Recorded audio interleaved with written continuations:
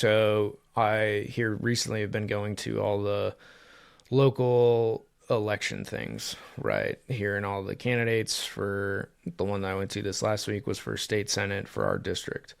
So hearing those candidates talk about what they want to do, what they think they can achieve, which hearing from one candidate, like, this is what I think I can achieve. Past that, don't know. But these are the two or three things that I believe I can achieve, at least in this term. Okay, great. 4 years. So cool to hear. And obviously, California, one of the big ones is housing, right? Like, how do you get more affordable housing, which I hate the term affordable, but like, basically, how do you start to build more houses? The number one problem in California for a lot of this is it's actually on the landlord policy. I mean, there's two things. One is CEQA, which is like the environmental policy that California has to environmental review to basically go and do anything with any construction. And everybody uses it to sue anybody for basically anything. So it becomes a real nightmare to try to get housing projects approved.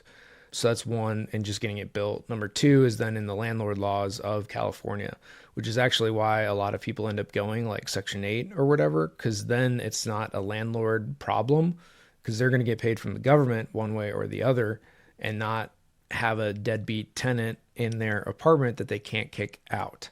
That's why you see more like public housing or Section 8 or any of that stuff in California, is because then the landlords are guaranteed payment. Versus if you went, let's say, a Class A or even Class B type apartment complex, that nice apartments, right? 1,500, $2,000 a month type of deal, 1, 2 bedrooms, whatever, or 12 to $2,000 a month type apartments that are nice, new apartments, new everything, brand new stuff. If somebody doesn't pay, like, you can't, or it's very hard to kick them out in California. So that's why also a lot of stuff hasn't been built here, because investment dollars are not there to do it. So all that to say, like, you could go and build them, but that's like problem number one. And then is, how do you get around the landlord laws? And then everybody paints everybody badly when that ends up happening. But that's why you don't have investment in apartments here like you do in Texas, Florida, other states that frankly have better landlord laws, where, again, don't pay, eviction. It's not like slumlord stuff. It's just like, if you don't pay your bills, we get to kick you out, right? Like, reasonable stuff. So that's the housing thing, which, again, whether that'll be solved or not, I have no idea on it, because CEQA and getting through like the environmental regs are going to be, it's a nightmare. But the housing side of it's a different story. But if you could start to build housing for guys and start to take care of it, like, I like the company town idea that companies did a long time ago, right? And then it got taken to the extreme, which that never works out great. But for the company to really build the infrastructure, and again, as a guy being in construction, right, like, I want to build stuff. So like, it wouldn't make sense if I was like a widget manufacturer, right? Or I did protein or was an accountant or, like, not in construction or, engineering, right? Construction field.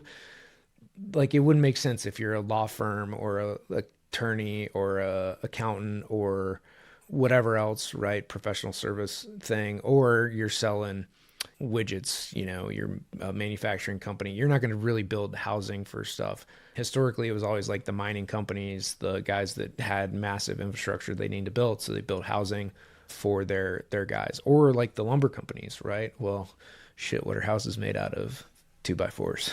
Like, we're just going to take our trees, build houses for our people, and you have a lot of that. And you have that all the way up and down the coast of Northern California, right? So Sonoma, Eureka, Arcata, and up through the Redwoods and stuff. A lot of those from the lumber companies were all company houses. Even here where we live, there's a ton of company houses that got built back in the day. Not a lot of them are here now, but you had a lot of like company infrastructure that got built, like Tuolumne City. I mean, those were mostly all logging company homes, right? That the company built for their people, and they were pennies on the dollar, or they paid very little in housing and rent and whatever else to be there. So there's a lot of ways that like historically companies have done this for the benefit of their people, right? Facebook did in the Bay Area, gave basically really affordable housing for their guys. Google's done the same thing. They've partnered with some big companies to build their stuff. Apple, I mean, you go down the list. So it still is a thing today. It's just not maybe as widely talked about in like companies, big companies, especially trying to help their people out to with like housing and food and all the basics of life. Stuff like that I think would be really awesome to do as a company, as we grow, as we are able to reinvest, as we understand that process, what it takes. You know, we're not doing that necessarily today, but in 5-10 years as we grow, have more projects, hire more people, our profit dollars are bigger to be able to do that type of stuff.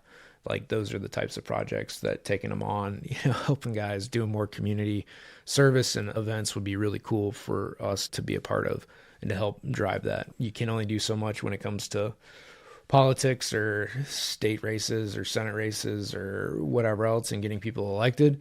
But the things you can really have an impact on is one, growing your own business, right? Working hard to grow your firm, your company, your ability to produce for guys. And then secondarily is then, you know, what do you do with your profits and money? It's one thing if you're buying yourself a nice big house, a new car. It's another thing if you're taking that same money that you would have put towards your house and you invest in the community, you know, do other things for the community, right? Live in a smaller house, keep your old car, right? You don't need that. Or like for me, that's how I'm thinking about it is, yes, there'll be some upgrades in my personal life, but a lot of it's going to be to the company, to the community, to other infrastructure to help grow our presence and our ability to perform for our clients. Because if we can solve more problems for them, then they get better, we get better, everybody wins out of that.